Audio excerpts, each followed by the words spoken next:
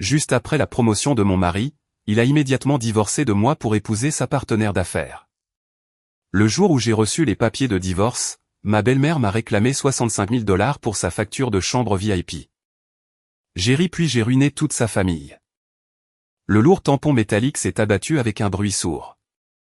L'employé du tribunal a fait glisser les 2 copies tamponnées du jugement de divorce définitif sur le comptoir poli.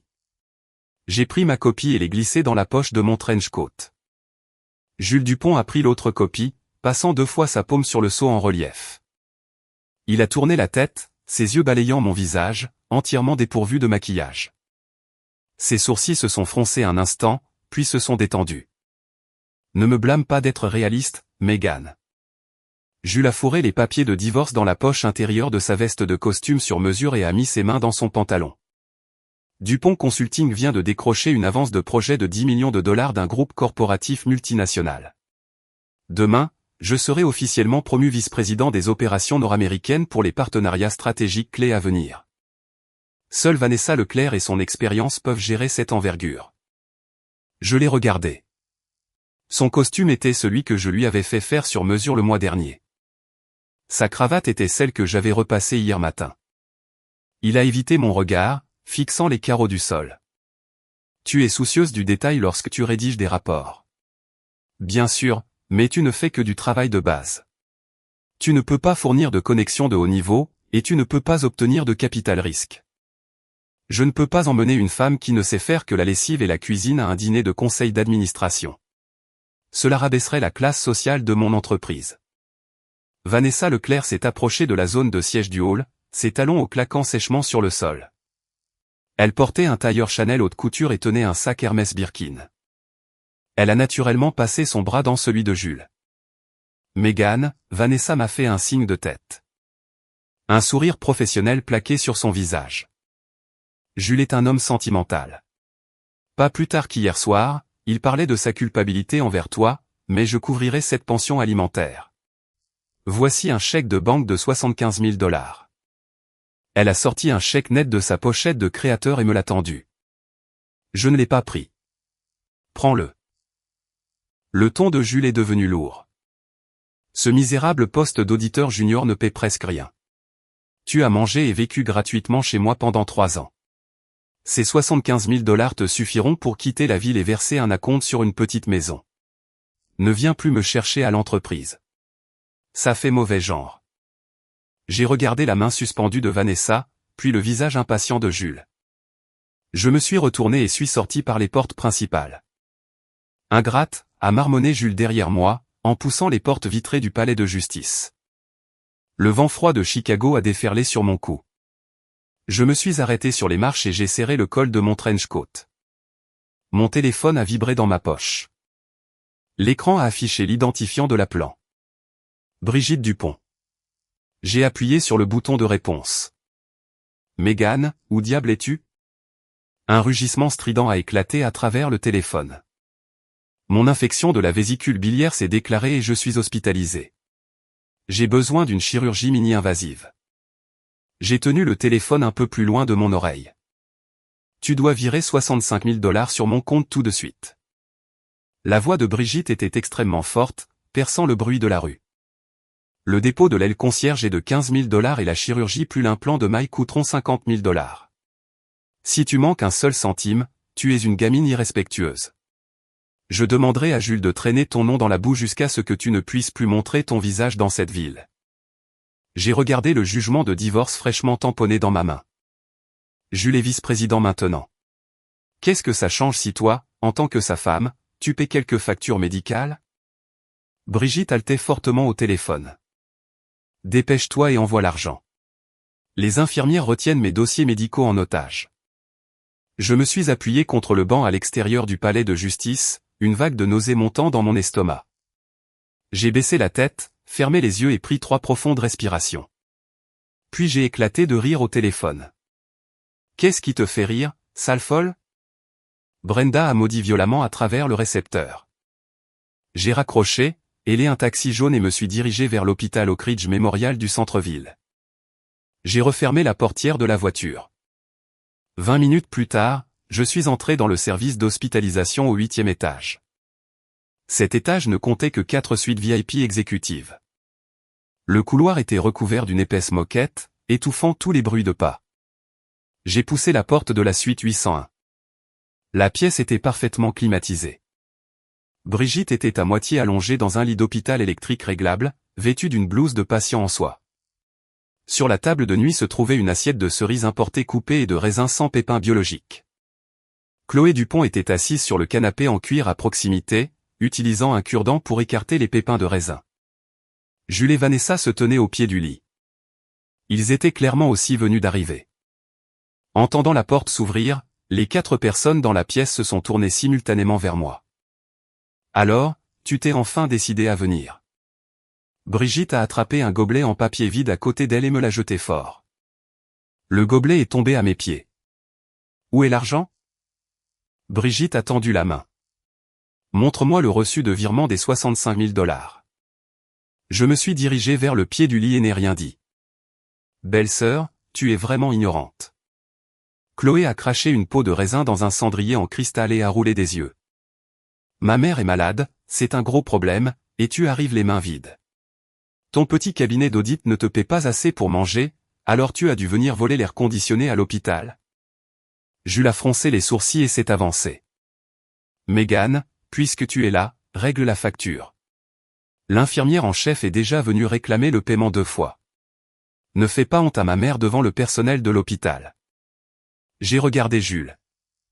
Pourquoi devrais-je payer la facture de l'hospitalisation de ta mère? Parce que tu es ma femme. Jules a élevé la voix. Nous avons reçu notre jugement de divorce il y a une demi-heure, ai-je déclaré calmement. La pièce est devenue silencieuse pendant une seconde. Brigitte s'est soudainement redressée. Tu as divorcé de Jules? Oui, nous avons vraiment divorcé. Jules a hoché la tête. Maman, après le divorce, Vanessa est ta nouvelle belle-fille. La colère sur le visage de Brigitte a disparu instantanément.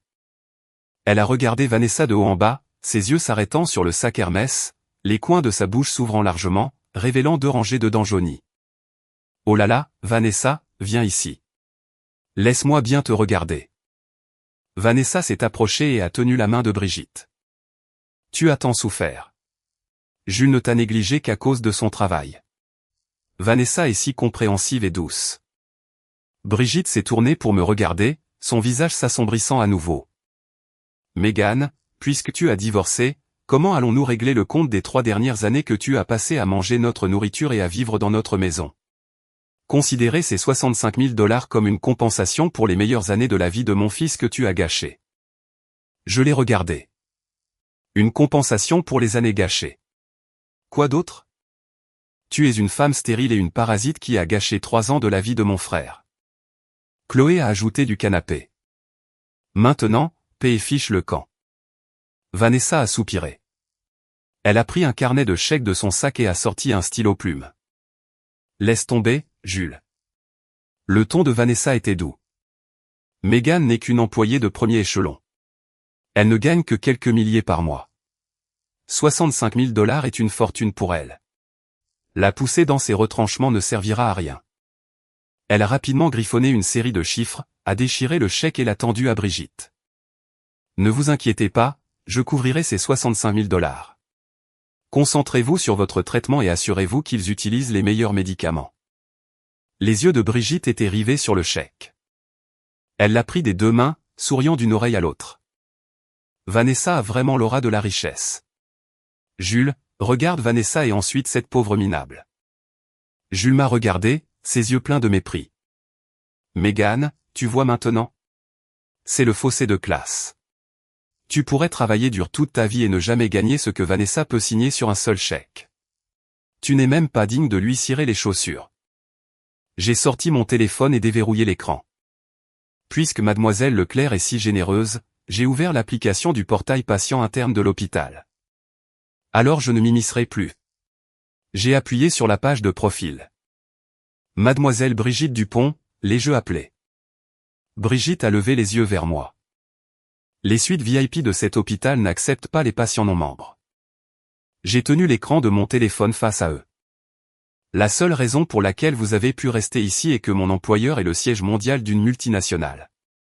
En tant qu'auditrice indépendante senior en conformité spécialement retenue par le groupe corporatif. Mon compte bénéficie d'une politique de santé exécutive d'entreprise platine qui couvre jusqu'à 3 membres de ma famille immédiate. Elle accorde une admission sans dépôt et un remboursement de 80% des frais médicaux par l'entreprise. Jules s'est figé. De quoi parles-tu? Tu ne fais pas juste des rapports de base dans un petit cabinet d'audit? Je l'ai ignoré, mon doigt glissant sur l'écran. Maintenant que nous sommes divorcés, j'ai appuyé sur la liste des personnes à charge et j'ai décoché le nom de Brigitte. Vous n'êtes plus ma famille immédiate. J'ai appuyé sur le bouton rouge, supprimer la personne à charge. Le système a affiché une boîte de confirmation verte. Suppression réussie. Immédiatement effective. Tous les privilèges VIP et les quotas de remboursement des dépenses pour cette patiente sont annulés. J'ai remis l'écran en place et j'ai rangé mon téléphone dans ma poche. Mademoiselle Leclerc. J'ai regardé Vanessa. Vous feriez mieux d'aller encaisser ce chèque tout de suite parce que, selon la politique de l'hôpital, tout patient qui perd sa couverture platine d'entreprise doit payer la totalité du solde à sa charge et un dépôt de 15 000 $ dans les 30 minutes. Sinon, le système arrêtera automatiquement tous les médicaments et videra la chambre. Le sourire sur le visage de Vanessa s'est figé. Là maintenant son carnet de chèques a légèrement tremblé. Qui essaies-tu d'effrayer? Brigitte m'a pointé du doigt. Jules a gagné cette chambre par son propre succès. Arrête d'essayer de flatter ton ego. La porte de la suite s'est ouverte. L'infirmière en chef est entrée avec 2 gardes de sécurité. L'infirmière en chef tenait une tablette. Famille de la patiente Brigitte Dupont. L'infirmière en chef a regardé Jules sans expression. Le système indique que votre titulaire de police, Mademoiselle Dubois, vient de révoquer son autorisation. Votre solde de compte actuel est de moins 50 000 $. Les yeux de Jules se sont écarquillés. Négatif? Comment est-ce possible? Les frais d'examen précédents et la préparation chirurgicale ont été facturés sous la police d'assurance de Mademoiselle Dubois. Maintenant que la couverture est annulée, le solde doit être réglé immédiatement. L'infirmière en chef leur a montré l'écran. De plus, sans le statut de membre platine, le tarif journalier pour une suite VIP est de 1 200 $. Vous avez 20 minutes pour vous rendre au service de facturation dans le hall du rez-de-chaussée, payer le dépôt de 15 000 $ et régler les arriérés. Sinon, vous devez immédiatement déménager vers un lit dans le couloir général des urgences en bas. La pièce était silencieuse à mort. Tous les regards étaient fixés sur le chèque dans la main de Vanessa. Vanessa. Brigitte a avalé difficilement et a tendu le chèque. Infirmière, nous avons un chèque de 65 000 $. L'infirmière en chef a jeté un coup d'œil au chèque. Je suis désolé. Nous n'acceptons que les cartes de crédit majeures, les chèques de banque ou les virements bancaires en temps réel pour les règlements à la charge du patient. Nous n'acceptons pas les chèques personnels. Vanessa a retiré sa main brusquement. Vanessa, alors utilise juste ta carte. Jules a attrapé le bras de Vanessa. Je viens d'être promu VP. Tous mes fonds sont bloqués sur des comptes d'entreprise. Peux-tu avancer l'argent un peu? Le visage de Vanessa a changé de couleur. Elle s'est libérée de l'emprise de Jules et a remis le chèque dans son sac. Jules, je viens de me souvenir. J'ai une réunion financière urgente à mon entreprise. Vanessa a évité tous les regards, gardant la tête baissée en se dirigeant vers la porte. La condition de ta mère n'est pas si grave. Elle peut être traitée dans une chambre standard. Je me dirige vers le bureau. Elle a pratiquement couru hors de la pièce sur ses talons. Vanessa, Vanessa. Jules l'a poursuivie jusqu'à la porte, mais Vanessa était déjà montée dans l'ascenseur. J'ai regardé Brigitte, assise abasourdie sur le lit, et Chloé, tenant un raisin à moitié pelé. 20 minutes. J'ai levé mon poignet et regardé ma montre. Les lits du couloir des urgences n'ont pas d'air conditionné. N'oubliez pas de mettre une couche supplémentaire. Je me suis retourné et suis sorti de la pièce, sans jamais regarder en arrière. Derrière moi, la chambre d'hôpital a éclaté avec les hurlements de Brigitte et les demandes des infirmières de changer de lit. En quittant l'hôpital, j'ai pris le train L pour retourner au condo de 2 chambres dans le South Slope. C'était ma maison. J'ai déverrouillé la porte d'entrée. Les rideaux du salon étaient tirés, rendant l'espace sombre. Le canapé était empilé de mouchoirs froissés et de récipients de plats à emporter. La télévision diffusait une émission de télé-réalité. Chloé portait un pyjama, étendue sur le canapé comme une étoile de mer, tenant un sac de chips. En entendant la porte s'ouvrir, elle m'a jeté un regard de côté. « Pourquoi es-tu de retour ?» Chloé a fourré une chip dans sa bouche, mâchant bruyamment. « Ma mère ne te faisait-elle pas payer à l'hôpital ? Pourquoi es-tu revenu ici en courant ? » Je l'ai ignoré et je suis allé directement à la chambre principale. Et, je te parle. Chloé s'est levée du canapé et a jeté le sac de chips sur la table basse. Tu as vraiment l'audace de revenir ? Mon frère ne veut plus de toi. Dépêche-toi de faire tes valises et de ficher le camp. Cet endroit va bientôt être la maison conjugale de mon frère et de Vanessa. Je déménage dans la chambre principale le mois prochain. J'ai poussé la porte de la chambre principale. Les couvertures sur le lit étaient en désordre chaotique. Sur la coiffeuse, mes produits de soins avaient été fouillés et quelques bouteilles étaient déjà vides. Je me suis dirigé vers le placard et j'ai tiré le tiroir du bas. Tout au fond se trouvait un coffre-fort ignifuge pour documents avec un cadran à combinaison. C'est là que je gardais mes documents essentiels. J'ai composé le code. Clic. Le coffre s'est ouvert. Les dossiers à l'intérieur étaient soigneusement empilés. J'ai sorti une enveloppe Kraft et j'ai dénoué la fermeture à ficelle. À l'intérieur se trouvait l'acte de propriété du condo et une pile de relevés bancaires. J'avais acheté ce condo de 2 chambres il y a 5 ans en espèces, en utilisant le bonus d'un projet d'audit indépendant que j'avais dirigé. Le seul nom sur le titre était le mien, Mégane Dubois. À l'époque, Jules venait de lancer son entreprise. Son ego était extrêmement fragile, et il se plaignait chaque jour de devoir faire face à de terribles propriétaires. Pour protéger sa fierté, je lui avais dit qu'un ami me louait cet endroit avec une réduction massive, et que nous pouvions rester tant que nous payions les frais de copropriété. Il l'a cru. Brigitte et Chloé l'ont cru aussi. Elles se sont installées comme si c'était leur droit divin. Naturellement, elles ont traité cet endroit comme la propriété de la famille Dupont. J'ai mis l'acte dans mon sac. Ensuite, j'ai déterré un accord de compte de carte de crédit. C'était l'accord de titulaire de compte principal pour une carte de crédit conjointe. Lorsque Jules a démarré son entreprise, il ne pouvait même pas rassembler les frais de dépôt de la SARL. J'ai utilisé mes références d'auditrice senior pour demander une carte de crédit avec une limite de 75 000 $ à la banque et je lui ai donné la carte d'utilisateur autorisée. Au cours des 3 dernières années, tous ses dîners d'affaires, ses costumes sur mesure, et même le collier en diamant Cartier qu'il a acheté pour Vanessa ont été réglés avec cette carte, et c'est moi qui payais la facture. J'ai sorti mon téléphone et j'ai composé le numéro du service client platine de la banque. Bonjour, mademoiselle Dubois. Comment puis-je vous aider aujourd'hui concernant ma carte de crédit se terminant par 8832 ? J'ai regardé le ciel gris de Chicago par la fenêtre. Gelé immédiatement tous les privilèges de transaction sur la carte de l'utilisateur autorisé. Séparer la facturation de l'utilisateur autorisé pour un traitement indépendant et annuler le prélèvement automatique. Compris, mademoiselle Dubois. La carte de l'utilisateur autorisé a été gelée. Immédiatement effective. J'ai raccroché et j'ai commencé à faire mes valises. Je n'ai pris que mes vêtements professionnels de saison et mes nécessités quotidiennes, les rangeant dans une valise cabine. Lorsque je suis entré dans le salon, Chloé était face au miroir, essayant d'appliquer un tube de rouge à lèvres que je gardais près de l'entrée. « Oh, tu fais tes bagages. » Chloé m'a regardé dans le miroir et a ricané.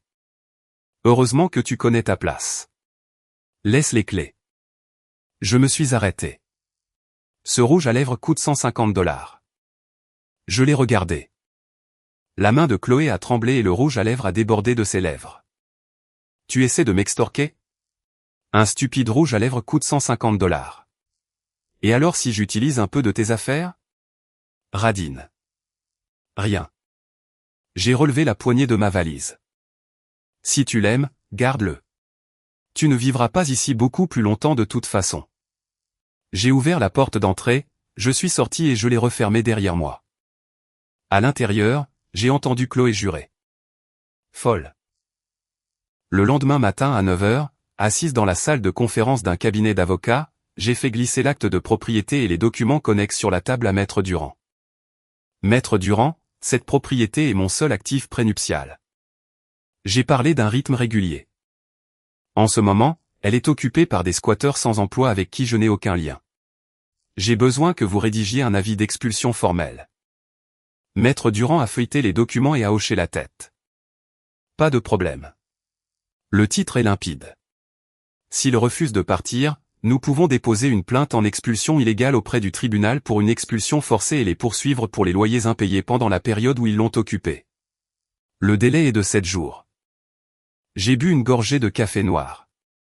À 14 heures, j'ai ramené Maître Durand et 2 gardes de sécurité de l'immeuble devant la porte du condo. Chloé n'était pas là et la porte était verrouillée.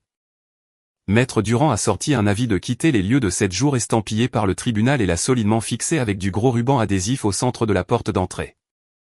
La police noire audacieuse sur l'avis était flagrante.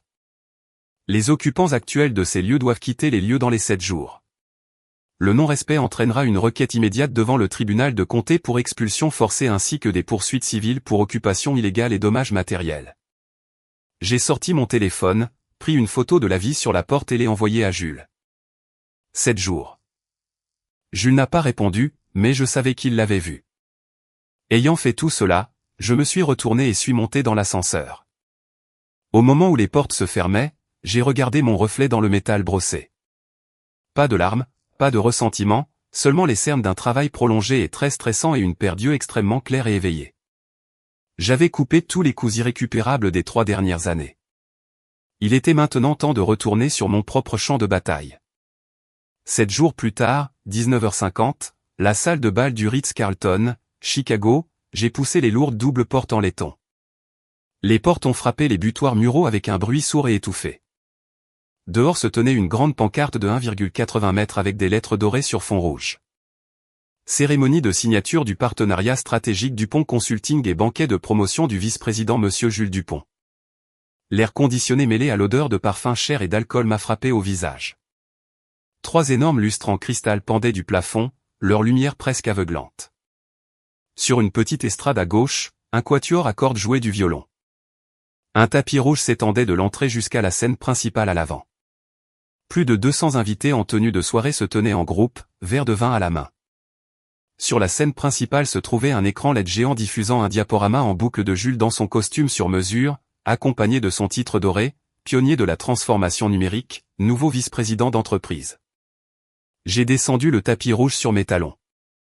Je portais un tailleur gris foncé sur mesure, boutonné jusqu'en haut, portant une mallette noire rigide avec un verrou biométrique. Jules se tenait à côté d'une tour de champagne à 6 niveaux au centre de la pièce, un verre de vin à la main. Il se vantait bruyamment auprès de 5 ou 6 hommes portant des badges d'investisseurs.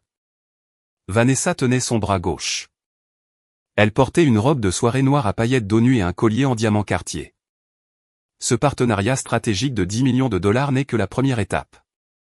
Jules a fait tournoyer le vin dans son verre, sa voix résonnant au-dessus des conversations environnantes. L'avance de paiement du siège social mondial arrive sur notre compte d'entreprise demain, avec Sterling Consulting de Vanessa fournissant le pool de ressources. Nos revenus tripleront l'année prochaine. Buvez et profitez de la nuit, messieurs. Nous partagerons le gâteau sur des projets lucratifs à venir. Les investisseurs ont souri, hoché la tête et trinqué avec lui. Mon regard les a dépassés et a balayé les tables de buffet à droite. Brigitte portait une robe en velours rouge foncé. Un collier de fausses perles massives pendait autour de son cou, tenant 2 grandes assiettes en céramique. Elle se tenait dans la section des fruits de mer, utilisant des pinces pour pousser agressivement des queues de homard et de l'épais saumon dans un sac d'épicerie en plastique noir. Chloé se tenait à côté d'elle, portant une veste en tweed Chanel contrefaite qui était clairement de taille trop grande.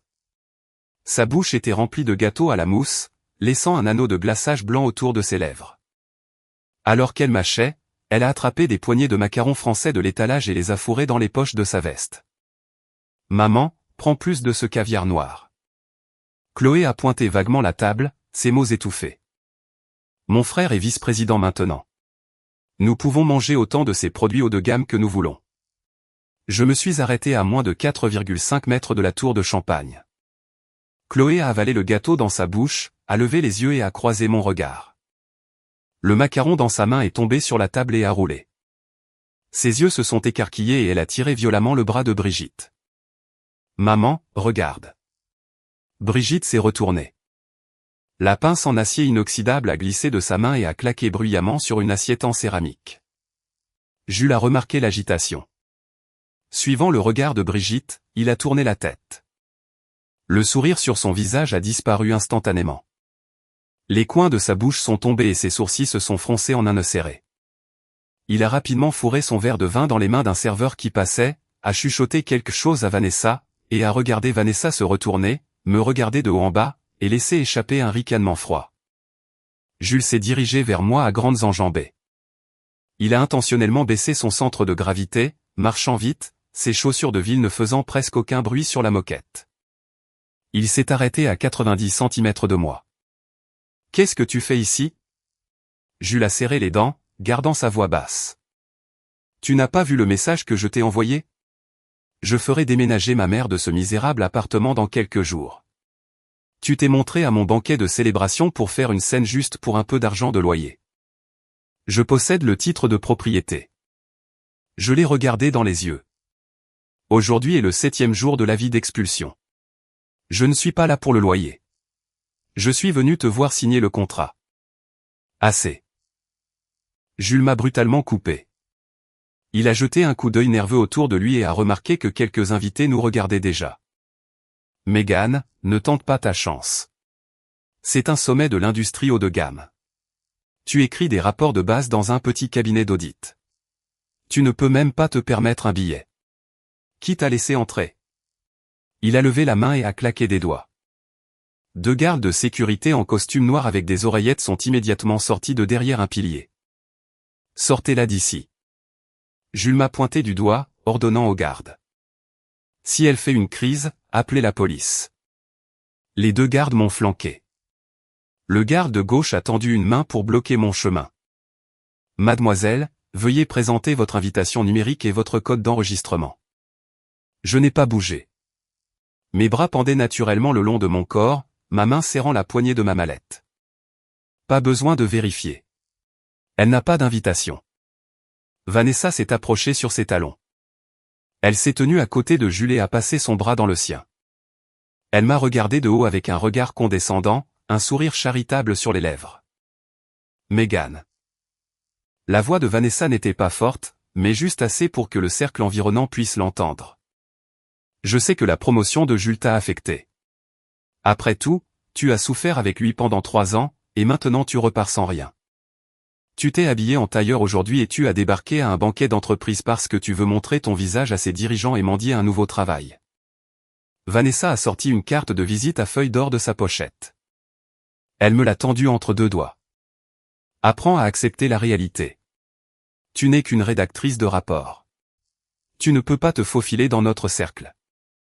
Elle a poussé la carte plus près.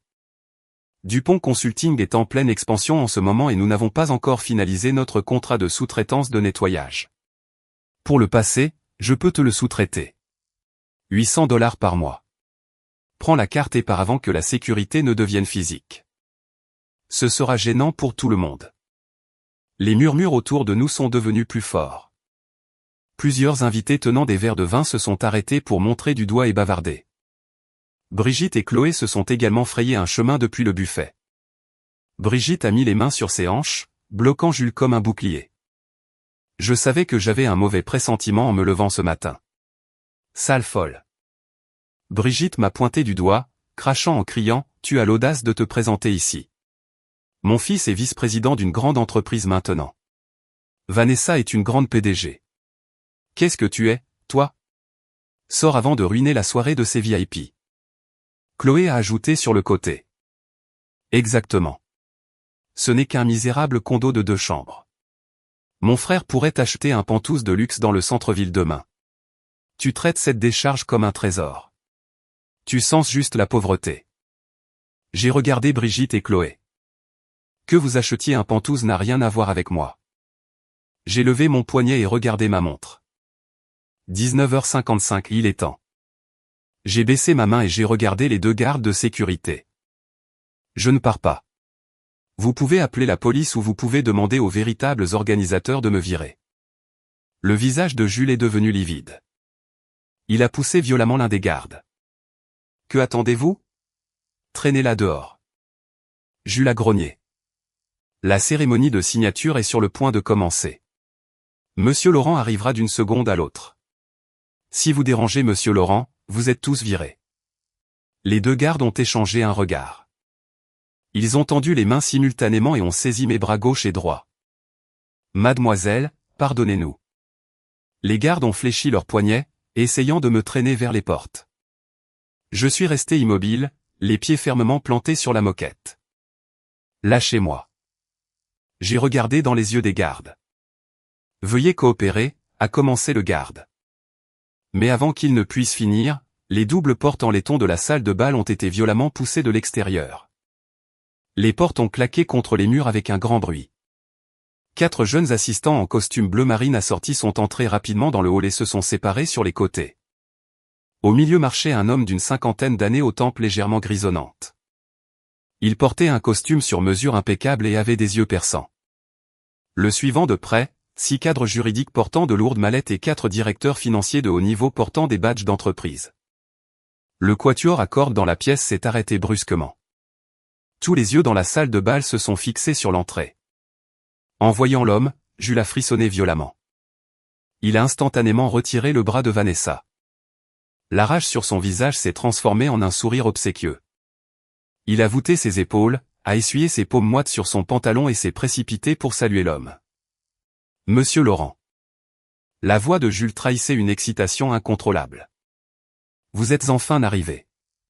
Nous vous attendions tous. Les flux de la cérémonie de signature sont entièrement préparés. Je suis vraiment désolé de vous faire venir jusqu'ici pour une si petite affaire. Il y a une femme folle qui fait une scène dans le hall, mais je vais demander à la sécurité de s'en occuper tout de suite. Il a balbutié en déplaçant son corps, essayant de bloquer la vue de Monsieur Laurent sur moi. Monsieur Laurent n'a même pas ralenti sa marche. Il a bousculé Jules avec son épaule. Jules a trébuché en arrière, manquant de tomber sur le tapis rouge. Monsieur Laurent a traversé la foule et s'est arrêté juste devant moi. Les 2 gardes de sécurité qui me tenaient les bras étaient si terrifiés qu'ils m'ont instantanément lâché et ont reculé de 3 mètres. Debout devant moi, la sévérité sur le visage de Monsieur Laurent a disparu, remplacée par une expression de profond respect et de formalité. Il s'est légèrement incliné et a tendu sa main droite. Mademoiselle Dubois, la voix de Monsieur Laurent a porté dans la salle de bal silencieuse. Je n'avais aucune idée que l'auditeur indépendant senior en conformité spécialement dépêché par le siège mondial pour cela serait vous. Le président m'a dit qu'ils envoyaient leur expert absolu pour auditer cette avance de projet de 10 millions de dollars. En vous voyant, le conseil d'administration nord-américain peut se détendre complètement. La salle de bal est tombée dans un silence de mort. Le seul bruit était le léger ronronnement des bouches d'aération. J'ai tendu la main et j'ai serré la main de Monsieur Laurent. Vous êtes trop aimable, Monsieur Laurent. Je fais juste mon travail. J'ai gardé mon ton neutre. Jules s'est figé à un pied de distance. Sa main, qu'il avait tendue pour une poignée de main, pendait maladroitement en l'air. Le sourire obséquieux s'est décollé de son visage comme de la peinture sèche. Il s'est tourné pour regarder Monsieur Laurent. Puis il m'a regardé droit dans les yeux. Sa pomme d'Adam a tressailli, produisant un bruit de déglutition audible. Monsieur Laurent. La voix de Jules a tremblé, sifflant comme un soufflet cassé. Vous trompez de personne? Elle s'appelle Mégane Dubois. Elle n'est pas une experte. Elle ne fait que des rapports de base dans un petit cabinet d'audit. Insolent. Monsieur Laurent a brusquement tourné la tête, son regard perçant transperçant Jules. Monsieur Laurent a élevé la voix. Avez-vous même le droit de prononcer son nom? Mademoiselle Mégane Dubois est une architecte de conformité senior certifiée internationalement. Il y a 3 ans, lors de la restructuration de la modélisation financière Asie-Pacifique, sans Mademoiselle Dubois qui a mené l'enquête et trouvé les failles systémiques, le groupe d'entreprises aurait fait face à au moins 300 millions de dollars de créances douteuses. Elle s'est retirée pendant 3 ans. Et vous pensez être quelqu'un d'exceptionnel. Comment osez-vous débiter de telles absurdités ici? Les jambes de Jules ont lâché. Il a trébuché en arrière d'un demi-pas, son dos frappant la table supportant la tour de champagne. Crash! Avec un fracas assourdissant. Des dizaines de verres de vin empilés se sont effondrés. Des éclats de verre et du champagne doré l'ont éclaboussé de partout. Vanessa a crié, s'est couvert les oreilles et s'est accroupie sur le sol. Le sac en plastique est tombé de la main de Brigitte, et une queue de homard a roulé directement aux chaussures de ville de Monsieur Laurent. Chloé est restée figée, la mâchoire pendante. Mademoiselle Dubois. Brigitte a bégayé les mots.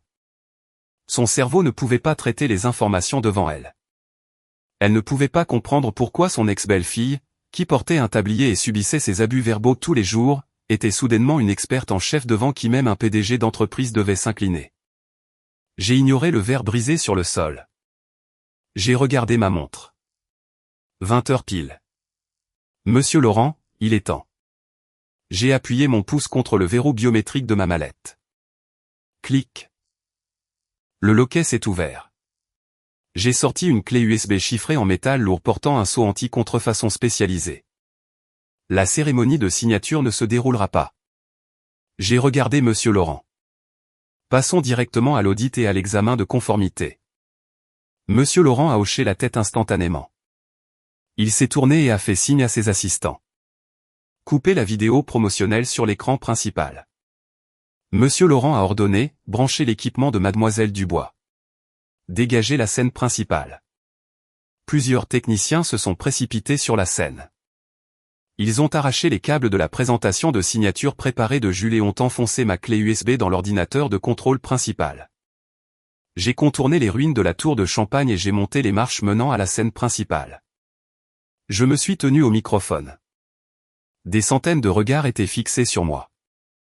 Des investisseurs au premier rang chuchotaient entre eux, leurs expressions passant du choc au sérieux absolu. Jules se tenait au premier plan sous la scène. Son costume était trempé de champagne. Ses cheveux étaient ruinés. Sa respiration était saccadée. Sa poitrine se soulevait violemment. D'épaisses perles de sueur se formaient sur son front. Mesdames et messieurs, j'ai ajusté la hauteur du microphone. Ma voix a résonné à travers les haut-parleurs dans toute la salle. Je suis Mégane Dubois. J'ai été mandaté par le siège social mondial pour mener un audit avancé de conformité et de contrôle des risques concernant ce partenariat stratégique de 10 millions de dollars. J'ai cliqué sur ma télécommande de présentation. L'image sur l'écran géant a instantanément changé. Le portrait de Jules a disparu. À sa place est apparue une matrice dense de comparaisons financières, de diagrammes d'architecture de codes sous-jacents et d'arbres logiques industriels. L'écran entier était couvert de surlignages rouges choquants. Le sujet principal de cet audit est le livre blanc stratégique de transformation numérique soumis par Dupont Consulting. J'ai regardé les données sur l'écran, mon ton complètement neutre. Monsieur Jules Dupont a officiellement réussi l'examen de qualification de vice-président nord-américain, en se basant exclusivement sur la prétendue originalité industrielle de ce livre blanc.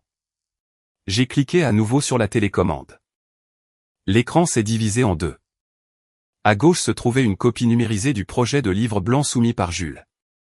À droite se trouvait un certificat d'enregistrement de propriété intellectuelle estampillé du sceau rouge de l'Office américain du droit d'auteur ainsi qu'un document de fond de code source de 30 pages. Après une pénétration logique sous-jacente et une comparaison de code approfondie menée par le service juridique de l'entreprise et l'équipe d'audit indépendante, j'ai lu la conclusion de l'audit mot pour mot. Le cadre soumis par Monsieur Dupont, ses modèles algorithmiques de base, ses chemins de projection de données industrielles et 73 modules d'innovation clés sont entièrement identiques aux documents protégés par le droit d'auteur à droite. J'ai utilisé le pointeur laser rouge pour encercler un chiffre à l'écran, un taux de correspondance de 98,5%. La foule a éclaté en émoi. Plusieurs investisseurs qui tenaient des verres de champagne les ont immédiatement claqués sur les tables, leur visage devenant sombre. Impossible! Jules a soudainement poussé un cri à glacer le sang depuis le sol. Il s'est précipité dans les escaliers comme un fou, essayant de monter sur la scène principale. Les deux gardes de sécurité ont réagi instantanément. Ils ont chargé, le plaquant lourdement sur le tapis rouge, un de chaque côté. Lâchez-moi. Jules s'est débattu violemment, sa cravate se déchirant sur le côté, ses yeux injectés de sang. C'est le travail de ma vie. J'ai passé des nuits blanches pendant 6 mois pour écrire ça. Mégane, tu utilises ta position pour une vengeance personnelle. Tu as forgé les preuves. Tu ne supportes juste pas de me voir réussir. Je me suis tenu sur la scène, regardant son visage tordu. J'ai cliqué sur la télécommande. Le certificat de droit d'auteur à droite a zoomé, remplissant tout l'écran. Le propriétaire exclusif enregistré de ce droit d'auteur original est moi, Mégane Dubois. J'ai pointé le laser sur l'horodatage en bas à droite. La date de première publication et d'enregistrement du droit d'auteur était il y a 2 ans et 7 mois, 2 ans complets avant vos soi-disant 6 mois de nuit blanche. Les murmures dans la foule se sont transformés en accusations bruyantes. Plusieurs représentants de Capital Risque ont sorti leur téléphone et ont commencé à appeler leur service juridique. Jules haletait lourdement. Il a fixé intensément l'horodatage à l'écran. Ses yeux sont passés de la rage à la terreur pure. Soudain, il a arrêté de se débattre. Comme un homme qui se noie s'accroche à un morceau de bois flotté, il a commencé à crier. Et alors ? Jules a relevé le menton, criant à Monsieur Laurent sur la scène. Monsieur Laurent, messieurs, Mégane est ma femme. Il y a 2 ans, nous étions légalement mariés. Ce qui est à elle est à moi. C'est un bien communautaire. Alors, et si je l'ai utilisé légalement ? Ce n'est pas du plagiat. Cela s'appelle partager des ressources familiales internes. En entendant cela, Brigitte est sortie de son hébétude. Comme une poule protégeant son poussin, elle a chargé devant la scène, a mis ses mains sur ses hanches et m'a crié dessus. Exactement. Mon fils a raison. Tu n'es qu'une femme. L'argent que tu gagnes et les choses que tu écris appartiennent à la famille Dupont. Quand tu te maries dans notre famille, tout ce que tu fais nous appartient. Il est parfaitement justifié que mon fils utilise le travail de sa propre femme. Arrête de faire semblant d'être une grande dame. Éteins cet écran tout de suite. J'ai regardé la mère et le fils agir avec tant de suffisance. J'ai sorti un deuxième document de ma mallette, je l'ai déplié et je l'ai placé sous la caméra à document du pupitre. L'écran a changé à nouveau. 2 copies d'un jugement de divorce définitif étaient clairement projetées à l'écran. À côté d'elle se trouvait un ordre de partage des biens et d'attribution de la propriété intellectuelle portant le sceau du tribunal de district du comté. Premièrement, nous avons légalement finalisé notre divorce il y a 7 jours. Ma voix était glaciale. Deuxièmement, j'ai tapé du doigt sur la dernière ligne de l'ordonnance du tribunal, lisant mot pour mot. En vertu de la loi américaine sur le droit d'auteur et des interprétations judiciaires connexes, bien que les redevances financières de la propriété intellectuelle générées pendant un mariage puissent être considérées comme des biens matrimoniaux, les droits exclusifs d'auteur, de publication, de modification et de protection de l'intégrité des œuvres appartiennent uniquement aux créateurs individuels et ne sont pas des biens communautaires. J'ai rassemblé les documents. Vous avez modifié la paternité essentielle sans obtenir d'autorisation écrite ou verbale de ma part en utilisant ma propriété intellectuelle exclusive comme tremplin pour votre promotion d'entreprise personnelle. J'ai regardé Jules, qui s'était effondré sur le sol. Cela constitue une fraude d'entreprise grave et une contrefaçon commerciale. Le visage de Jules est instantanément devenu blanc comme un linge. Ses lèvres ont tremblé et des sons dénués de sens se sont échappés de sa gorge. Il ne pouvait pas former un seul mot. Et ce n'est pas seulement de la fraude aux droits d'auteur. J'ai cliqué sur la télécommande. Une série de relevés bancaires est apparue à l'écran. Au cours de la diligence raisonnable pour ce projet, j'ai examiné les grands livres de comptes de Dupont Consulting pour les 3 dernières années. Votre entreprise, sans aucune opération commerciale réelle pour la soutenir, a utilisé de fausses factures de services technologiques pour détourner $240 000 de fonds d'activité initiale du groupe d'entreprises. Cet argent a été entièrement acheminé vers votre compte offshore personnel. Toute la salle a halté. Monsieur Laurent se tenait sur le côté de la scène, le visage si sombre qu'il semblait pouvoir laisser couler de l'eau. Service juridique. Monsieur Laurent a aboyé sèchement. Rédiger un avis de licenciement immédiatement. Informer l'unité des crimes financiers de geler tous les comptes liés à Dupont Consulting. Les jambes de Jules ont perdu toute force. Il a repoussé les gardes et s'est effondré sur le tapis rouge. Non, ce n'est pas comme ça, a marmonné Jules pour lui-même. Il a soudainement tourné la tête vers Vanessa. Vanessa, dis quelque chose pour moi. Ton entreprise n'injecte-t-elle pas de capital ? Dis-leur que nous avons la capacité de rembourser. Vanessa est restée figée, le visage pâle. Elle a regardé les données financières défiler sur le grand écran et a trébuché 2 pas en arrière. Je ne le connais pas. Vanessa a soudainement élevé la voix. Monsieur Laurent, messieurs, mon cabinet, Leclerc Consulting, n'a aucun partenariat substantiel avec Jules Dupont.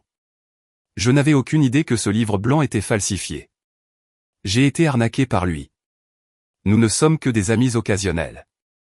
Elle s'est retournée et a crié à Jules. Jules, espèce de fraudeur. Comment oses-tu utiliser des biens volés pour me tromper? Le partenariat est immédiatement résilié. Sur ce, Vanessa a attrapé la jupe de sa robe, s'est retournée et a marché vers la sortie. Mademoiselle Leclerc, veuillez patienter. J'ai parlé dans le microphone. Les pas de Vanessa se sont arrêtés près de la porte. Elle s'est retournée, me regardant avec panique dans les yeux. Êtes-vous si pressé de rompre avec lui parce que vous craignez que mon prochain rapport d'audit ne remonte jusqu'à vous? J'ai sorti un troisième dossier de ma mallette. J'ai cliqué sur la télécommande. Un tableau de pénétration des capitaux propres de Leclerc Consulting est apparu à l'écran. Au cours des dernières 48 heures, j'ai effectué un audit interne de votre Leclerc Consulting. Pendant ce temps, j'ai regardé Vanessa en lisant les données. Leclerc Consulting, enregistré sous votre nom, n'a aucun capital versé. L'entreprise n'a aucune opération commerciale physique réelle. Au cours des 6 derniers mois, vous avez utilisé de fausses lettres d'intention pour emprunter auprès de 4 prêteurs privés prédateurs non agréés, totalisant 1,2 million de dollars. Avec les intérêts, votre déficit de financement actuel s'élève déjà à 1,5 million de dollars. Un halètement collectif a retenti dans la salle de bal. La fière façade de Vanessa, celle d'une grande fortune, a été instantanément déchirée. Vous mentez. Vanessa a chargé sur ses talons, me pointant du doigt sur la scène. Vous me diffamez. Je vous poursuivrai en justice. Mes grands livres d'entreprise sont chiffrés. Qu'est-ce qui vous donne le droit de m'enquêter? Le droit vient du fait qu'il y a 3 jours, pour faire passer ce faux partenariat stratégique, vous avez volontairement soumis vos états financiers au service de gestion des risques de l'entreprise. Je l'ai regardé. Votre soi-disant flux de trésorerie de 10 millions de dollars n'est rien d'autre que des sociétés écrans effectuant des transactions circulaires pour encaisser. Vous étiez si pressé de vous lier à Jules et de promettre du capital uniquement parce que vous vouliez utiliser son avance de paiement d'entreprise pour combler vos propres dettes de prêteurs sur gage. J'ai fermé le dossier. Vous n'étiez pas des âmes sœurs tombées amoureuses au premier regard. J'ai regardé Jules, affalé sur le sol, et Vanessa, hystérique. Vous n'êtes que 2 escrocs commerciaux essayant de comploter ensemble pour frauder les fonds de l'entreprise. Les portes se sont de nouveau ouvertes. Plusieurs détectives de l'unité des crimes en col blanc sont entrés rapidement dans la salle de bal. Qui est Vanessa Leclerc? Qui est Jules Dupont? Le détective principal a brandi un mandat d'arrêt. Nous avons reçu un rapport. Vous êtes soupçonné de fraude contractuelle majeure et de détournement de fonds d'entreprise. Venez avec nous au poste pour interrogatoire. 2 officiers se sont approchés de Vanessa. Non, je n'ai pas fait ça. Vanessa s'est débattue frénétiquement. Je n'ai pas commis de fraude. C'était l'idée de Jules. Il m'a dit de le faire. Les officiers ont ignoré sa résistance et l'ont pratiquement emporté. Un autre officier s'est approché de Jules. Jules était une flaque de boue sur le sol. Il a levé la tête et m'a regardé sur la scène, ses yeux remplis de terreur et de désespoir absolu. Mégane. La voix de Jules était, il a tendu la main, essayant de m'atteindre. J'ai eu tort. J'ai vraiment eu tort. Pour l'amour de nos 3 ans ensemble, s'il te plaît, aide-moi. Supplie Monsieur Laurent pour moi. Je ne peux pas aller en prison. Je n'ai pas reculé. Je l'ai regardé d'en haut. Vice-président. J'ai pris le microphone. Monsieur Laurent, quelle est la décision du groupe d'entreprise? Monsieur Laurent s'est avancé et a pris le microphone, sa voix résonnant dans le hall. Le groupe d'entreprise révoque immédiatement Jules Dupont de toutes ses fonctions, suspend tous ses salaires et bonus, et confisque tous les gains illicites. Notre service juridique coopérera pleinement avec l'unité des crimes financiers pour engager des poursuites pénales maximales et des dommages-intérêts civils. Le dernier espoir de Jules s'est brisé. Il a enfoui son visage dans ses mains et a sangloté de manière incontrôlable. Les officiers l'ont traîné hors du sol. Brigitte a poussé un cri à glacer le sang.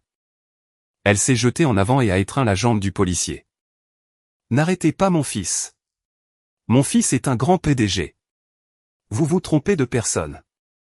Cette femme l'a piégé. L'officier a lancé un avertissement sévère. Entrave à la justice, madame. Nous vous emmènerons aussi. Chloé était si terrifiée qu'elle s'est cachée sous une table, trop effrayée pour même sortir la tête.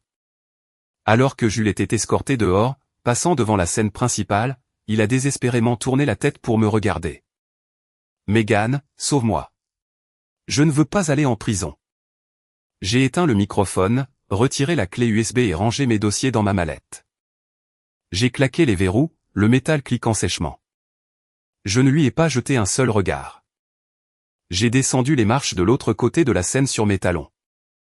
3 jours après le fiasco du banquet, 8 heures du matin, je me tenais sur les marches du tribunal de district du comté. Maître Durand s'est approché, tenant une enveloppe de documents estampillés d'un sceau rouge. Mademoiselle Dubois, l'ordonnance de possession a été approuvée. Maître Durand m'a remis l'enveloppe. Les officiers du poste de police local, la sécurité du bâtiment et l'entreprise de déménagement attendent déjà en bas de votre condo. Nous pouvons dégager les lieux à tout moment. J'ai pris l'enveloppe et j'ai sorti l'ordonnance du tribunal portant le sceau de l'État. Allons-y. J'ai mis le document dans ma mallette. À 9 heures précises, j'ai conduit le groupe au bâtiment 5 du complexe de condos du South Slope. L'ascenseur s'est arrêté au 16e étage. Le couloir était très calme. Je me suis dirigé vers la porte d'entrée de l'unité 1602. L'avis de quitter les lieux que j'avais scotchés à la porte 7 jours auparavant avait été déchiré en lambeaux, ne laissant que quelques bouts de papier blanc collés au métal. J'ai tendu la main et j'ai sonné à la porte. Cela a sonné 3 fois. Aucun mouvement à l'intérieur. J'ai levé le poing et j'ai frappé lourdement 3 fois sur la porte blindée. La porte métallique a résonné d'un bruit sourd. Quelqu'un est-il là? L'officier de police qui se tenait à côté de moi a pris la parole. Nous sommes du poste de police local, assistant le tribunal pour une expulsion obligatoire. Ouvrez la porte immédiatement. Des pas légers ont retenti de l'intérieur, suivis du déverrouillage d'une serrure. La porte s'est entr'ouverte. Le visage de Chloé est apparu derrière l'espace. Ses cheveux étaient en désordre. Elle avait des cernes sous les yeux et portait un pyjama froissé. En me voyant, puis en voyant les policiers et les déménageurs derrière moi. La couleur a fui son visage. « Pourquoi êtes-vous ici ?» Chloé a serré la poignée de porte, essayant de la refermer de force. Mon frère a dit, cette maison appartient à la famille Dupont. Tu n'as pas le droit de nous mettre dehors. J'ai tendu la main et j'ai poussé la porte avec force. Le délai de 7 jours est écoulé. Je l'ai regardé dans les yeux. C'est une expulsion forcée ordonnée par le tribunal. Reculez. Chloé n'était pas de taille face à ma force. La porte s'est ouverte à moitié. Maman, viens vite. Cette folle a amené des gens pour nous voler notre maison. Chloé a hurlé dans l'appartement. Brigitte est sortie en trombe de la chambre principale. Elle tenait un balai en l'air, ses cheveux coiffés comme un nid de rat sur la tête. En voyant la rangée de personnes devant la porte, elle s'est figée un instant, puis est immédiatement tombée au sol. Oh mon Dieu, meurtre! Vol! Brigitte s'est assise sur le sol de l'entrée, se frappant les cuisses des 2 mains, couinant comme une truie égorgée. Une belle fille amenant des gens pour intimider sa belle-mère. Il n'y a pas de justice. Venez tous voir. Les 2 policiers ont froncé les sourcils et se sont avancés. Madame, veuillez contrôler vos émotions. L'officier a parlé strictement. Nous exécutons un ordre légal. La seule propriétaire de cette propriété est mademoiselle Megan Dubois. Vous êtes en train de pénétrer illégalement sur une propriété privée. Veuillez emballer vos effets personnels et partir immédiatement. Brigitte n'écoutait pas du tout. Elle a balancé le balai dans sa main, le manche heurtant l'armoire à chaussures avec un bruit assourdissant. Je ne pars pas. Je préférerais mourir. Brigitte a craché en criant. Mon fils est vice-président. Il a acheté cette maison. Megan, espèce de serpent venimeux. Tu as mis mon fils en prison et maintenant tu veux nous mettre dehors. Tu pourriras en enfer. J'ai enjambé Brigitte et je suis entré dans le salon. La pièce sentait l'odeur aigre de plats à emporter pourri. Le canapé était enfoui sous du linge sale et des emballages de snacks. Plusieurs bouteilles de bière vide étaient posées sur la table basse. J'ai ouvert ma mallette et j'ai sorti une liste d'inventaire agrafée. Maître Durand, les jeux appelés. Maître Durand est entré et a allumé sa caméra corporelle. Conformément à l'ordonnance du tribunal, tous les meubles, appareils électroménagers et articles volumineux présents dans les lieux achetés avec des fonds de Mademoiselle Mégane Dubois sont sa seule propriété personnelle et seront conservés. Maître Durand a lu la déclaration à Brigitte et Chloé. Vous ne pouvez prendre que vos vêtements personnels, vos nécessités quotidiennes de base et les articles que vous avez achetés avec vos propres fonds. J'ai remis la liste au contremaître de l'équipe de déménagement. À l'exception de leurs effets personnels sur cette liste. Videz tout le reste. J'ai pointé le canapé en cuir et l'énorme téléviseur à écran plat. Au travail. 4 déménageurs en uniforme ont immédiatement envahi le salon. Qu'est-ce que vous faites? Ne touchez pas à nos affaires. Chloé a crié et s'est jetée en avant, essayant de s'attaquer à un déménageur qui débranchait la télévision. Le déménageur a esquivé et Chloé a manqué, s'écrasant lourdement contre le meuble de télévision. Officier, il nous vole. Brigitte s'est précipitée hors du sol, levant le balai pour frapper les déménageurs. Les 2 policiers sont immédiatement intervenus, saisissant les poignets de Brigitte des 2 côtés. Premier avertissement pour entrave à la justice. Nous pouvons vous arrêter. Les officiers lui ont arraché le balai des mains et l'ont plaqué contre le mur. Brigitte a été terrifiée par la force des officiers. Elle n'a pas osé bouger, se résignant à crier des jurons tout en étant plaquée contre le mur. Je suis entré dans la chambre principale. Plusieurs valises ouvertes étaient éparpillées sur le sol. Chloé était accroupie, fourrant frénétiquement des choses dans une valise. Je me suis approché et j'ai regardé les articles dans les bagages. 5 sacs Chanel, 3 kits de soins la mère et 2 vestes Dior encore étiquetées. J'ai tendu la main et j'ai attrapé le bord de la valise. Lâche-moi. Chloé a relevé la tête brusquement, me fixant comme un chien protégeant sa nourriture. Ce sont les miens. Mon frère me les a achetés. J'ai sorti une pile de relevés de cartes de crédit de ma mallette. Au cours des 3 dernières années, le titulaire de compte principal de la carte de crédit se terminant par 8832 utilisé par Jules était moi. Je lui ai jeté les relevés aux pieds. L'historique d'achat de tous ces sacs et vêtements est sur mon relevé. Votre frère dépensait mon argent en vertu de l'ordonnance de conservation des actifs. Ces articles ont été achetés avec des fonds volés et appartiennent à mes biens prénuptiaux. Ils sont confisqués. J'ai saisi la poignée de la valise et j'ai tiré vers le haut. La valise a basculé, répandant les articles de luxe sur le sol. Qu'est-ce qui vous donne le droit de les prendre? Chloé s'est jetée désespérément, serrant un sac au beau Chanel blanc contre sa poitrine. C'est à moi. Ne pensez même pas à le prendre. Je l'ai regardé s'accrocher à lui comme si sa vie en dépendait. Maître Durand. J'ai tourné la tête. Notez ceci.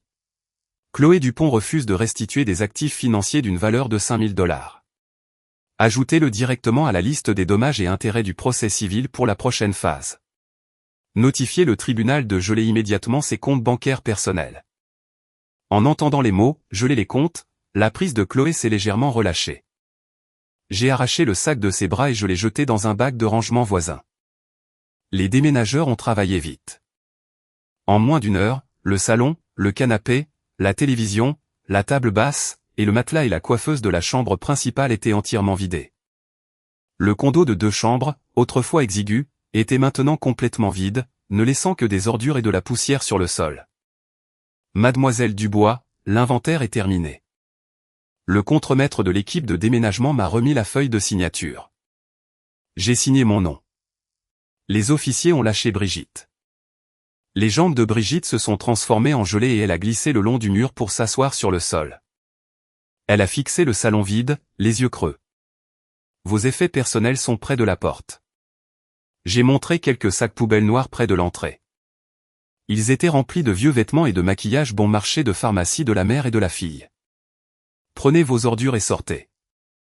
J'ai pointé la porte. Chloé s'est levée du sol, a attrapé 2 sacs poubelles noirs et est sortie rapidement sans oser me regarder. Brigitte est restée assise sur le sol, refusant de bouger. Elle a soudainement couvert son visage de ses mains et a poussé un gémissement de désespoir total. Mégane. Brigitte a levé les yeux, sa voix brisée, imprégnée de sanglots. Tu ne peux pas être aussi sans cœur. Jules est toujours en prison. Nous sommes 2 femmes sans défense. Nous n'avons même pas d'endroit où rester. Où sommes-nous censés aller? Et un peu de pitié. Peux-tu juste nous laisser emprunter la maison pour quelques mois? Elle a tendu la main, essayant d'attraper l'ourlet de mon pantalon. J'ai reculé d'un pas, esquivant sa main. À l'hôpital, quand vous me forciez à payer 65 000 $, vous êtes-vous déjà demandé ce qui se passerait si je ne pouvais pas trouver l'argent? Je l'ai regardé. Quand vous avez pris le chèque de Vanessa, le sourire sur votre visage était extrêmement éclatant. Les pleurs de Brigitte se sont étranglés dans sa gorge. Sa bouche est restée ouverte, mais elle n'a pas pu dire un mot. Sortez. Mon ton était glacial. Les policiers se sont avancés, ont attrapé les bras de Brigitte et l'ont à moitié traînée, à moitié poussée par la porte d'entrée. Brigitte a été jetée dans le couloir, s'écrasant contre les sacs poubelles. Je me suis tenu à l'intérieur. Merci pour votre travail acharné, maître Durand. Merci, officier. Je leur ai fait un signe de tête. Puis, juste devant le visage de Brigitte et Chloé, j'ai claqué la lourde porte blindée. Dehors, les gémissements et les jurons angoissés de Brigitte résonnaient dans le couloir. J'ai sorti mon téléphone et j'ai appelé un serrurier. Venez changer les serrures. Serrure intelligente biométrique.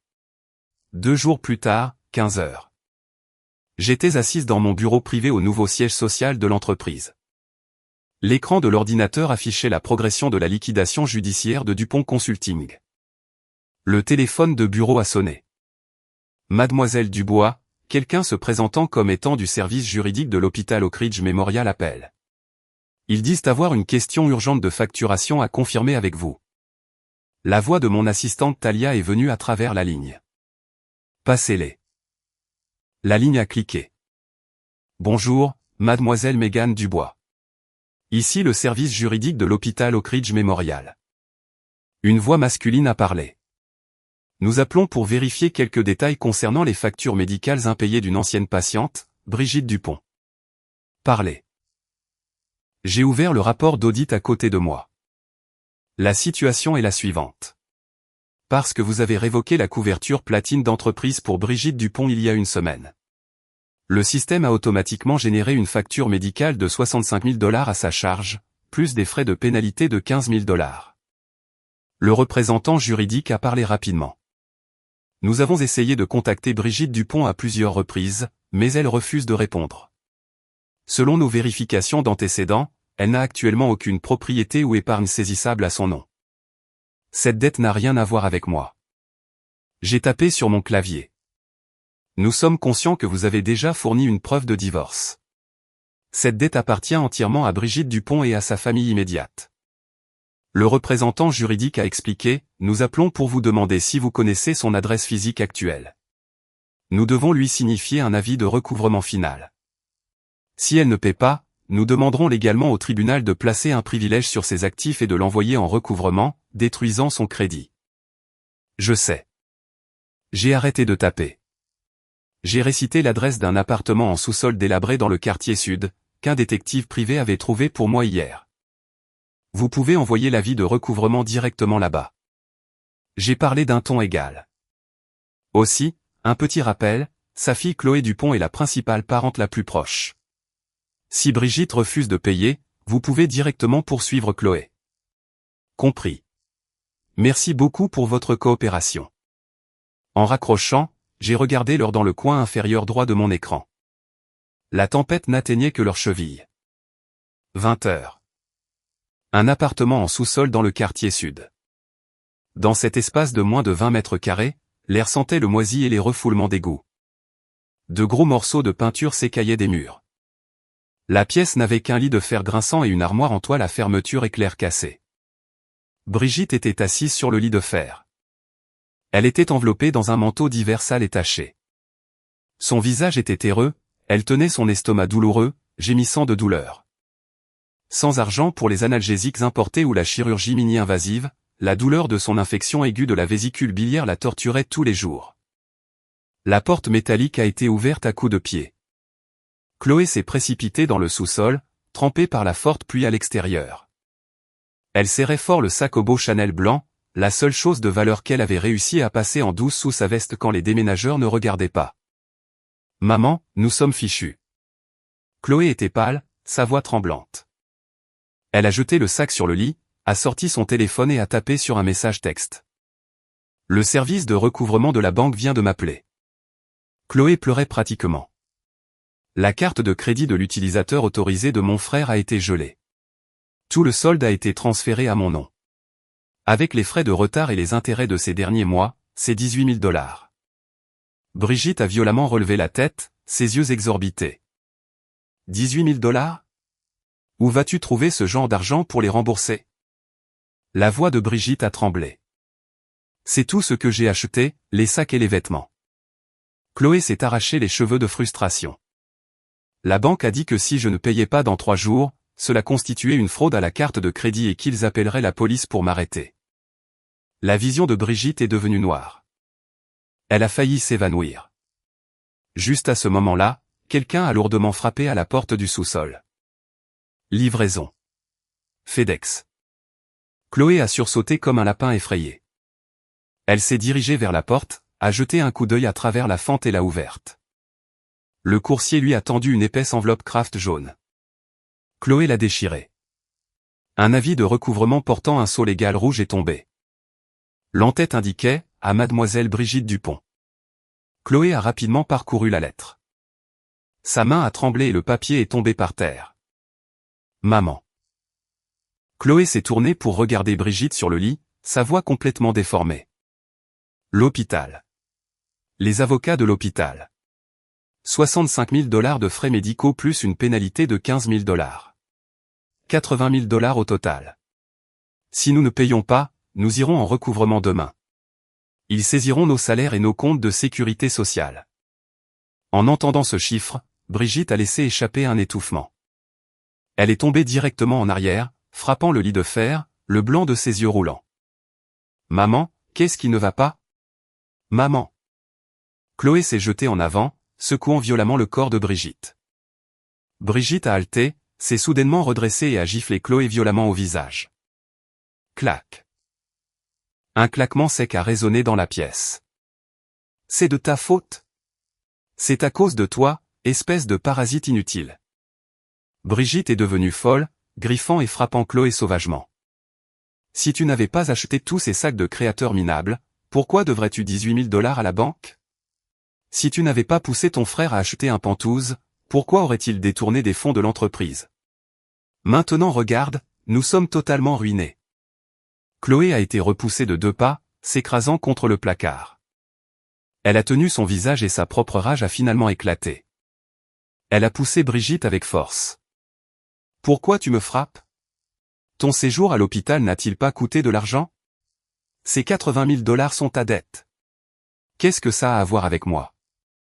Chloé a hurlé hystériquement. Si tu n'avais pas forcé ma belle-sœur à faire toutes les corvées et à la mettre dehors, nous aurait-elle coupé les ponts? Tout est de ta faute, vieille harpie. Dans ce sous-sol exigu et humide, la mère et la fille se sont battues physiquement pour des dettes, des avis qu'elles ne pourraient jamais payer, se tirant les cheveux, évacuant la terreur et l'incompétence de perdre leur hôte. 3 jours de plus passèrent. Vendredi soir. Le ciel était sombre et la pluie tombait à verse. J'ai terminé mes heures supplémentaires, j'ai pris ma mallette et je suis sorti du hall de l'immeuble de bureau du centre-ville. Une Maybach noire était garée sous l'auvent. Le chauffeur Stanislas tenait un parapluie noir massif et a ouvert la porte arrière. Attention aux marches, mademoiselle Dubois, a prévenu Stanislas. J'ai hoché la tête, sur le point de monter. Mégane. Un cri désespéré et rauque a déchiré la pluie. Une ombre sombre a jailli de derrière les buissons d'aménagement paysager sur le trottoir, trébuchant et rampant vers moi. 2 gardes de sécurité du bâtiment se sont immédiatement précipités et ont plaqué l'ombre durement sur le pavé boueux. Lâchez-moi. Je suis son mari. Mégane, c'est moi. Regarde-moi. L'ombre se débattait dans la boue, luttant comme un poisson mourant. Je me suis arrêté et me suis retourné. C'était Jules. Il portait un poncho en plastique bon marché et fragile. Il était déchiré à plusieurs endroits. En dessous, il portait un survêtement gris à carreaux. Ses cheveux, autrefois parfaitement gélifiés, étaient maintenant collés à son crâne comme des mauvaises herbes mélangées à de la boue et des feuilles mortes. Son visage était complètement émacié, ses pommettes saillantes. Ses yeux étaient creux, son visage non rasé, et son regard était complètement vide. Il ressemblait à un sans-abri qui avait dormi sous un pont pendant un demi-mois.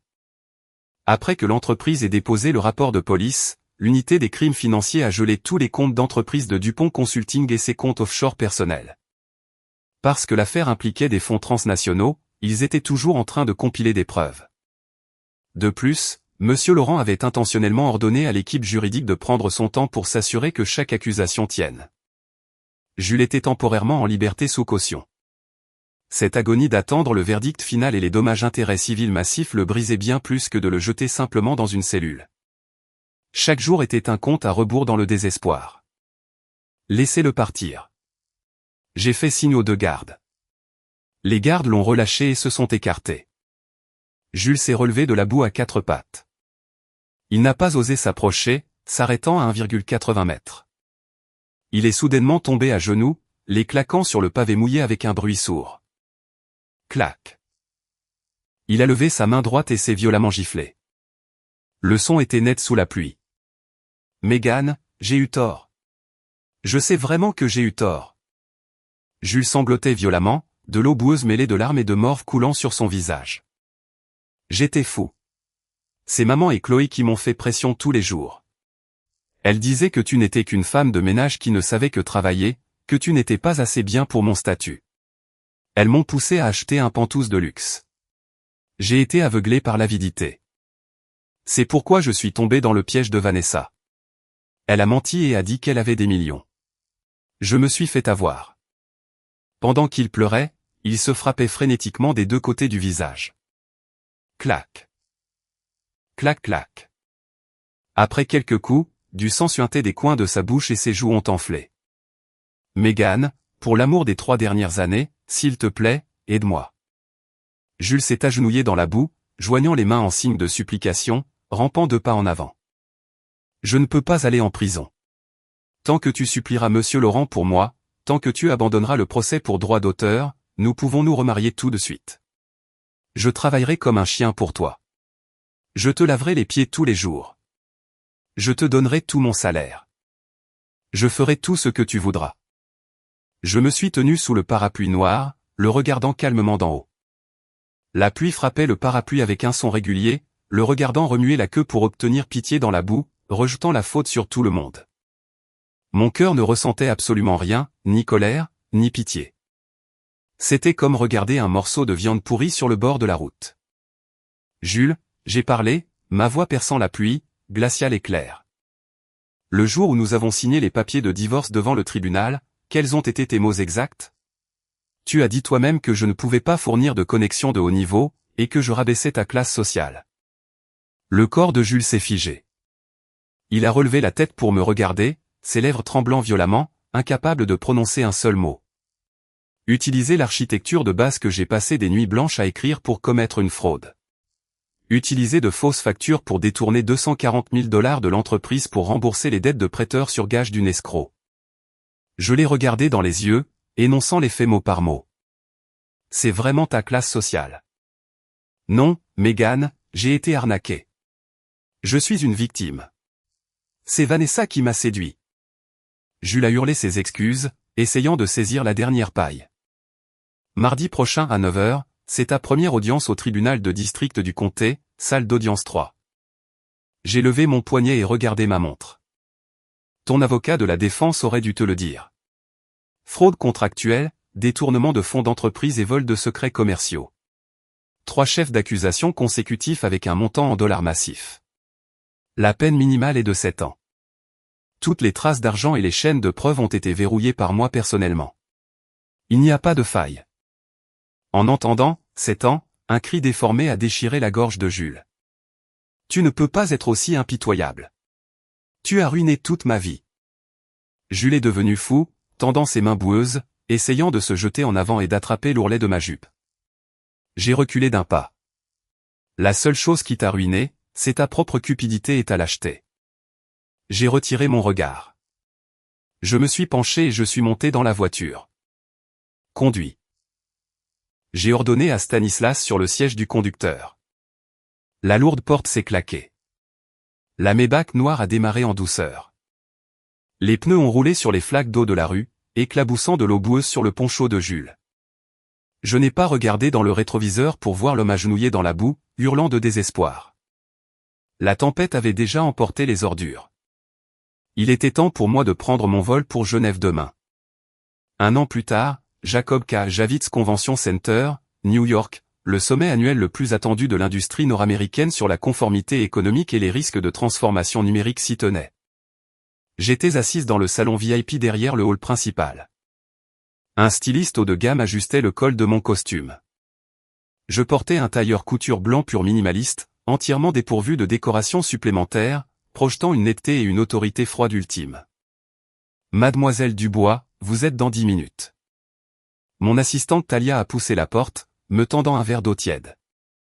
Monsieur Laurent et plusieurs PDG de banques d'investissement de Wall Street vous attendent déjà au premier rang. Le flux de diffusion en direct du Financial News Network est connecté et prêt. J'ai pris le verre et j'ai bu une gorgée.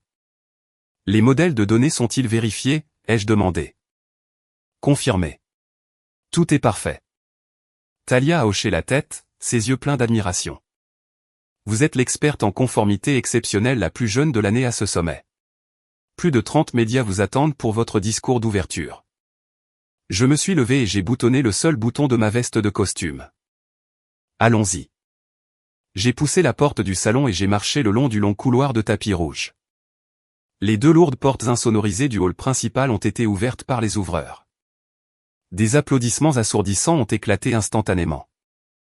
Je suis monté sur la grande scène principale sur mes talons, mais pas assuré. Des projecteurs aveuglants m'ont frappé. Dans le public se trouvaient plus de 2000 élites de l'industrie, cadres bancaires et titans d'entreprise. Je me suis dirigé vers le pupitre et j'ai ajusté le microphone. Bonjour, chers collègues.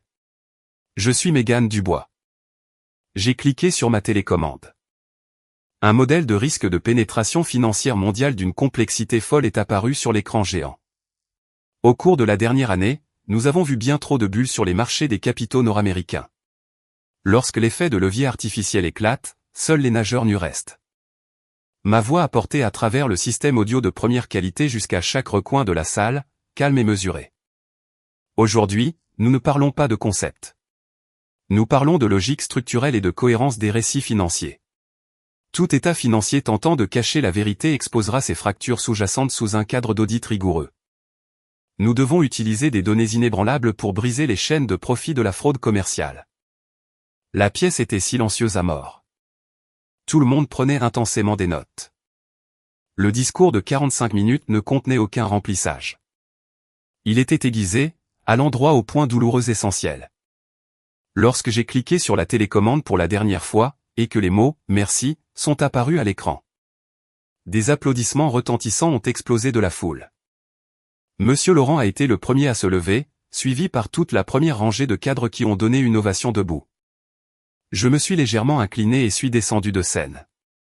Au moment où le sommet s'est terminé, il était déjà 18 heures. Une légère bruine tombait dehors et la température avait chuté. Entouré de plusieurs dirigeants de l'industrie, je suis sorti par les portes principales du Javits Center. Mademoiselle Dubois, la logique narrative de ce modèle de risque que vous avez présenté était incroyable. Si vous avez le temps la semaine prochaine, vous devez venir à notre banque d'investissement et nous conseiller sur nos contrôles internes. Un partenaire de capital risque de premier plan m'a enthousiasmement tendu une carte de visite à feuille d'or. Je crains que la semaine prochaine ne soit pas possible. Mademoiselle Dubois s'envole pour Genève demain pour assister aux audiences de contrôle des risques à la Cour internationale d'arbitrage. Monsieur Laurent a souri, bloquant la demande pour moi. J'ai souri et j'ai pris la carte. Si l'occasion se présente, absolument. Sous l'auvent devant les portes, mon assistante Talia avait déjà ouvert un parapluie noir. Une Maybach noire allongée s'est arrêtée en douceur sur le trottoir. Le chauffeur a ouvert la porte arrière. La voiture est là, Mademoiselle Dubois, a dit doucement Talia. J'ai hoché la tête et j'ai descendu les marches. À ce moment précis, une bruyante dispute a éclaté de l'autre côté de la rue. Vous êtes aveugle ? Arrêtez de nous jeter des prospectus à la figure, a crié un homme d'âge moyen qui passait, en poussant la personne devant lui. La personne portait un gilet de travail jaune haute visibilité sale. Il poussait un vélo rouillé et cabossé avec un panier rempli de prospectus immobiliers bon marché trempés par la pluie. Poussé hors d'équilibre, l'homme et le vélo se sont écrasés lourdement dans les flaques de boue de la rue. Des prospectus colorés se sont éparpillés partout. Je suis désolé. Je suis tellement désolé, patron. Espace commercial à louer. Offre spéciale emménagement. Il s'est agenouillé dans la boue, ramassant les prospectus en s'inclinant et en s'excusant pathétiquement auprès des piétons. Il a levé la tête et a essuyé la boue de son visage. À travers la rue de 15 mètres, à travers la pluie. J'ai vu son visage. C'était Jules. Il devait avoir obtenu une libération conditionnelle temporaire pour bonne conduite ou effectuer une peine de travail pour payer les dommages-intérêts civils astronomiques et les amendes du tribunal.